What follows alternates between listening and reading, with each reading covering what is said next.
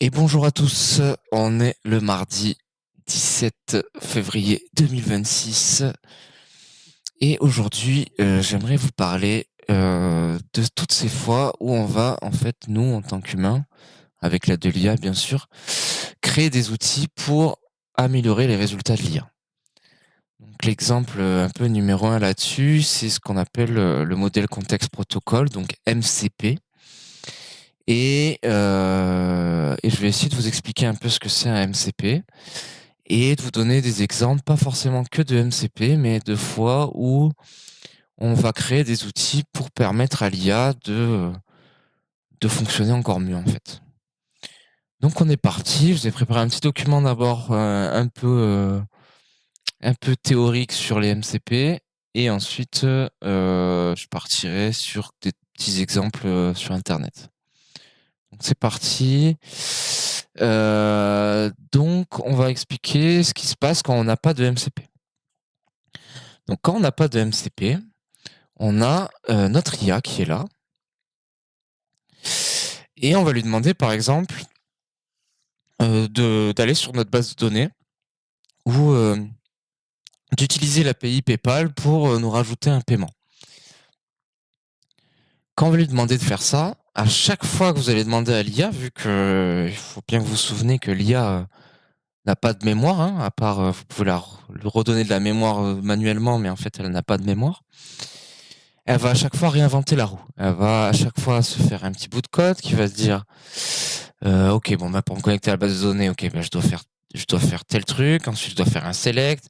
Donc, elle va réfléchir. Elle va aller dans la documentation de votre base de données. Elle va dire, ok, il faut que je fasse ça, faut que je fasse ça, pour exécuter ensuite toutes les informations dont vous avez besoin. Le problème de ça, c'est que c'est lourd. Ça fonctionne, mais c'est lourd. Ça peut être lent, ça peut être redondant, ça peut utiliser beaucoup trop de ressources. Donc ça, tous ces trucs-là font qu'au bout d'un moment, on s'est dit, il faut un protocole. Donc là, le protocole, en gros, ça va être un, un serveur, un petit bout de code sur un serveur. Comment on pourrait appeler ça? On pourrait appeler ça, ouais, une API, mais c'est pas un seul endpoint, mais c'est une API. C'est un petit serveur qui va pouvoir contacter l'IA. Et ce petit serveur, elle va lui dire, bon, bah, ok, moi, dans mon serveur, j'ai plusieurs outils, en fait. J'ai une boîte à outils connectée, en fait. Et cette boîte à outils, elle va te permettre de pouvoir faire toutes les actions que tu as besoin. Cette boîte à outils, elle a déjà été codée. Et en plus, elle a été codée dans les règles de l'art. C'est ce qui est intéressant, c'est qu'elle va être codée dans les règles de l'art, c'est-à-dire elle va être sécurisée. Tu vas pouvoir avoir des logs. Si par exemple c'est un MCP qui est connecté à ta base de données, tu vas pouvoir avoir des logs dans ta base de données. Tu vas pouvoir exécuter d'autres tâches en même temps, etc. Tu vas pouvoir aussi, ce qui est très intéressant avec les MCP, pouvoir toujours te donner une réponse qui est la même, là où l'IA pourra à chaque fois donner quelque chose de différent. Donc là, on a un exemple de plein d'MCP qu'on pourrait avoir.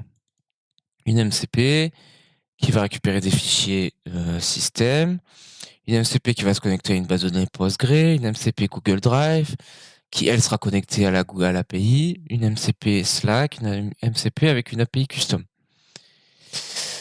Chaque serveur, c'est un process différent. Donc vous avez fait le DevOps et vous avez hébergé vos MCP. Et donc, le MCP, lui, il agit dans son coin. C'est un serveur en lui-même, donc il a besoin de ses ressources et tout. Mais ça permet de pouvoir être isolé par processus. Donc, on a un contrôle qui est complètement isolé et qui est intéressant. C'est standardisé.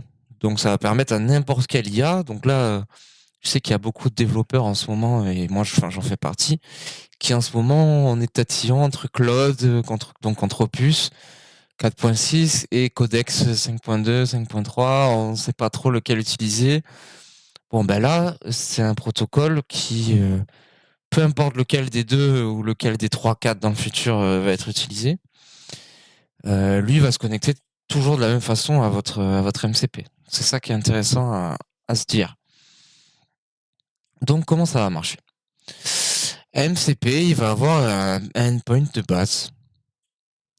Donc là, on va prendre un MCP serveur pour GitHub, par exemple. En gros, il va te répondre des tools. Donc, il va te donner une liste d'outils dans sa boîte à outils.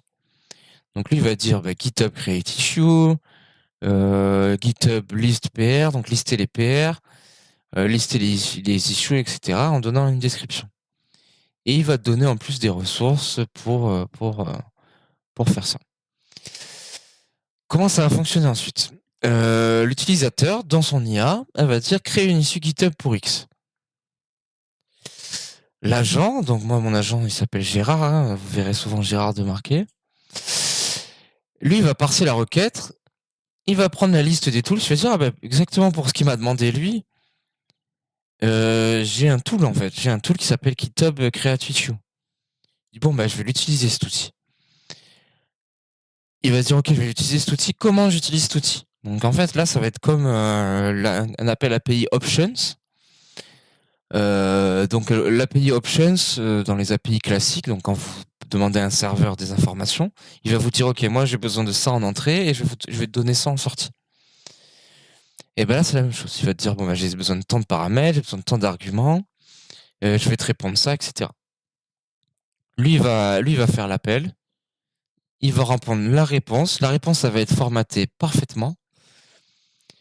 L'agent va peut-être rajouter quelque chose si tu as des règles internes par rapport à la réponse, mais tu vas avoir la réponse qui est là. Donc, les concepts un peu clés là-dessus, c'est ça. Il va y avoir les tools, donc c'est toutes les actions. Je pense qu'on peut appeler ça des API. Hein. Je pense que pour les développeurs, je pense que c'est plus simple dans notre cerveau de se dire que c'est à chaque fois comme une API dans un serveur. Et des ressources. Les ressources, là, ce qui est intéressant, c'est tout ce qu'elle va pouvoir utiliser l'agent. C'est tout son contexte. Elle va se dire, ok, dans les tools, tu vas avoir ma base de données, mon machin. Et les prompts. Donc là, les prompts, ça va être par exemple pour generate good commit message.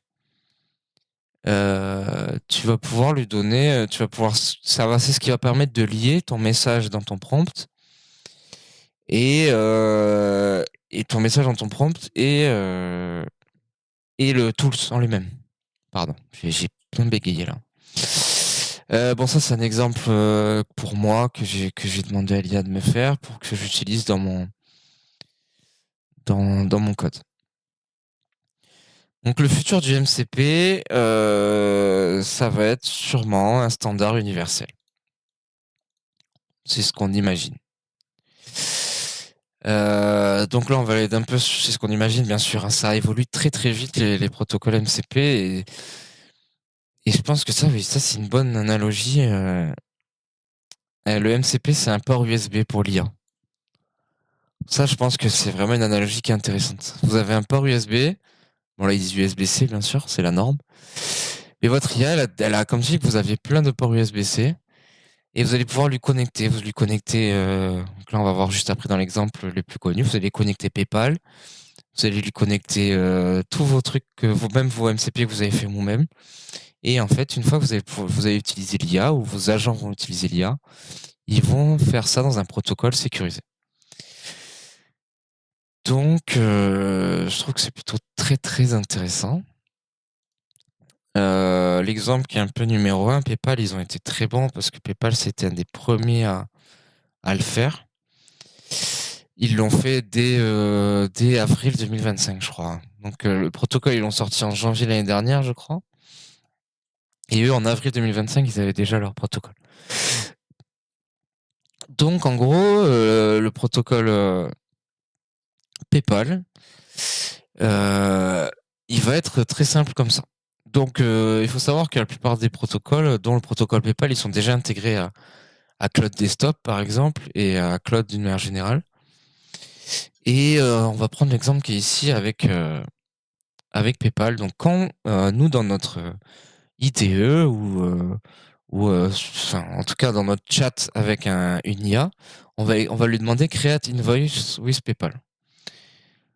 Donc, le Create Invoice with PayPal, il va se dire ok, pour Create une invoice, j'ai déjà un tool qui me permet de faire ça dans mon MCP PayPal. Mais ce tool, il me demande tant d'arguments que l'utilisateur m'a pas donné. Donc là, il va lui dire, il me demande un email adresse, pour qui, etc., etc. Donc là, on va lui répondre tout ça. Et lui, il va pouvoir directement utiliser les outils de PayPal. Donc là, on a le code qui est ici. Il va aller chercher quelle commande c'est, quel argument c'est. Je bois un petit coup d'eau, excusez-moi.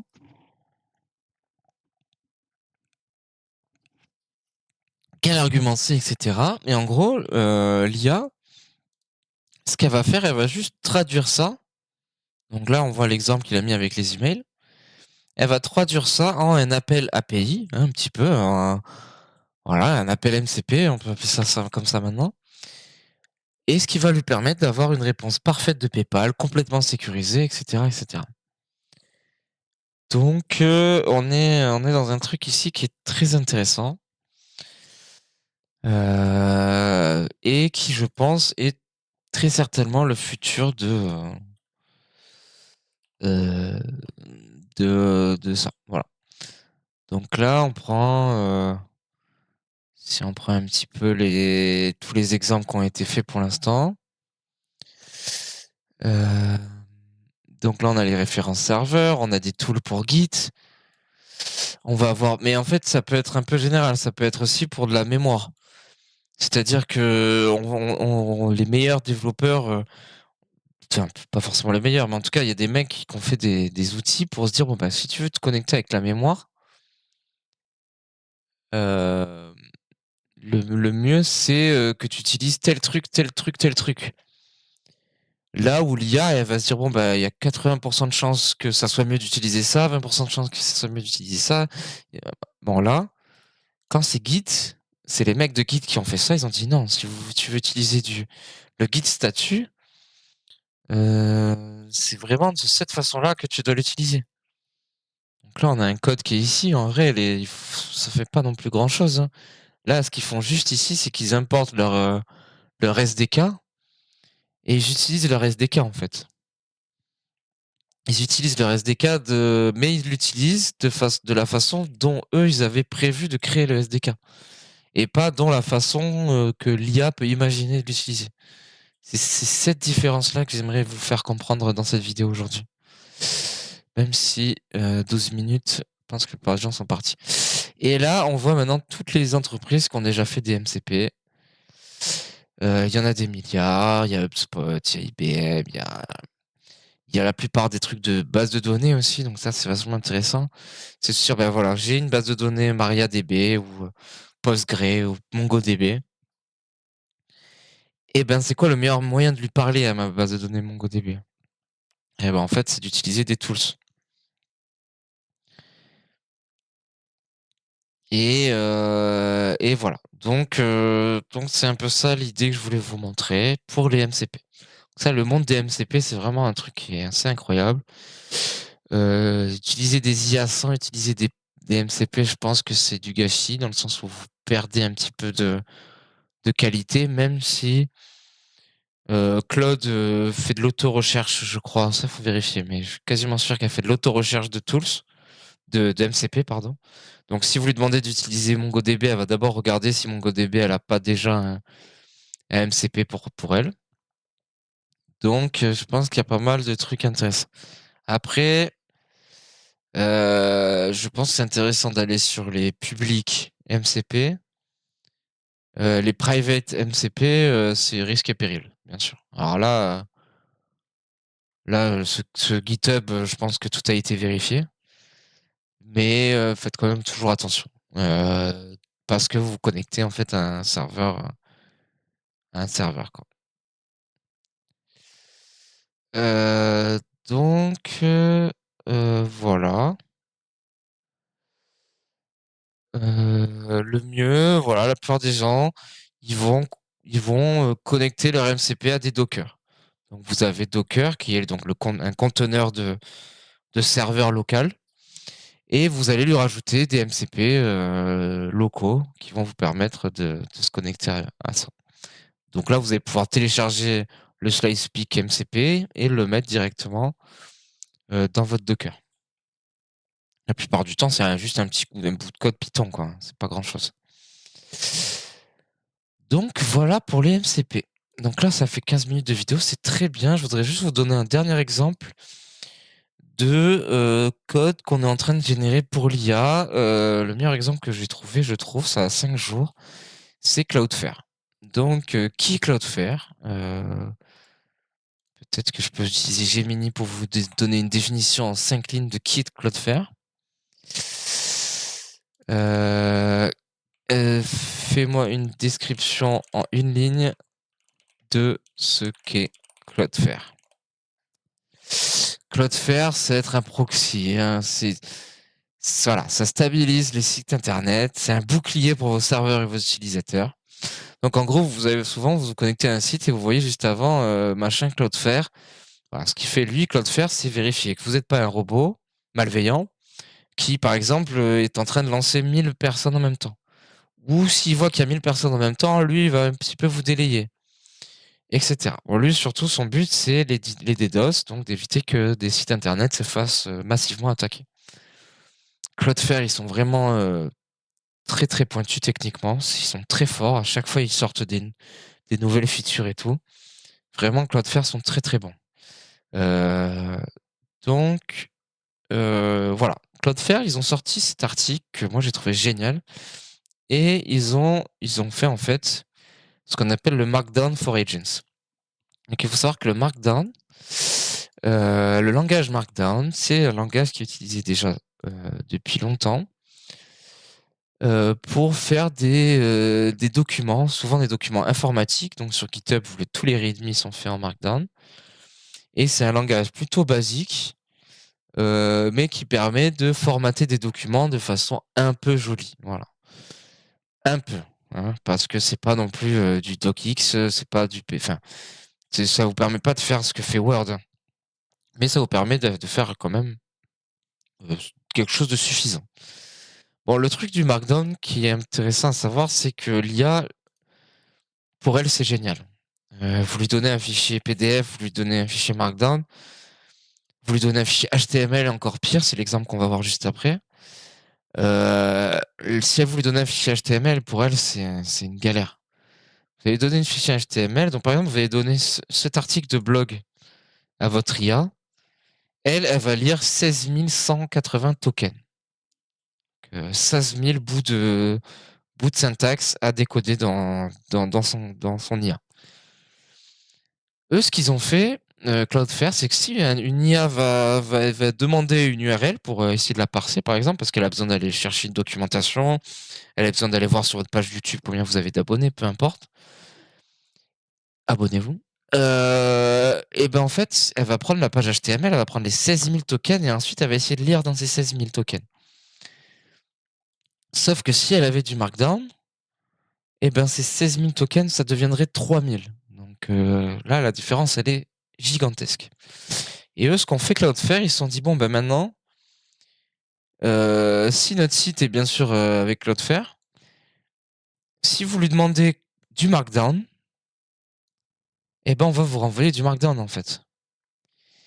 Et donc un site comme on a là, un blog comme ça, il va nous renvoyer un tout petit bout de code comme ça, avec le truc très bien formaté, avec title de points, avec des sous-titres qui sont marqués en sous-titres. Et donc ça, pour parser ça, pour nous, c'est... Enfin pour nous, non, je dis nous parce que je me mets avec les robots. C'est fou de dire nous. Pour le robot, ça va être beaucoup, beaucoup plus simple à utiliser. Donc, par exemple, Claude a déjà intégré ça. Claude le fait déjà de base. Il le marque déjà ici, je crois. Voilà, Cloud Code et Open Code. La plupart des agents de code, eux, l'intègrent déjà. Donc, quand ils vont essayer d'utiliser une URL, ils vont rajouter le petit texte Markdown. Et on va recevoir le nombre de tokens et le code en Markdown. Donc là, c'est encore un exemple pour moi très intéressant de façon où là, on est en train de créer des outils pour l'IA. On ne demande pas à l'IA de s'adapter à nous, en fait. On comprend qu'en fait, nos outils qu'on utilisait nous, et par exemple, pour nous, pour l'humain, on a besoin d'un truc clair avec des titres, des trucs assez jolis pour que ça soit pas imbuvable à lire un article. Mais pour une IA, ça, c'est imbuvable, en fait, dans l'œil d'un IA. Par contre, ça, c'est pas du tout imbuvable. Ça, c'est incroyable. Là, en fait, là, le meilleur exemple, je pense qu'il faut montrer, c'est vraiment ça. Gauche-droite. Ça, l'IA, elle adore, et ça, l'IA, elle déteste. Ça, c'est vraiment cet exemple-là, pour que vous compreniez bien.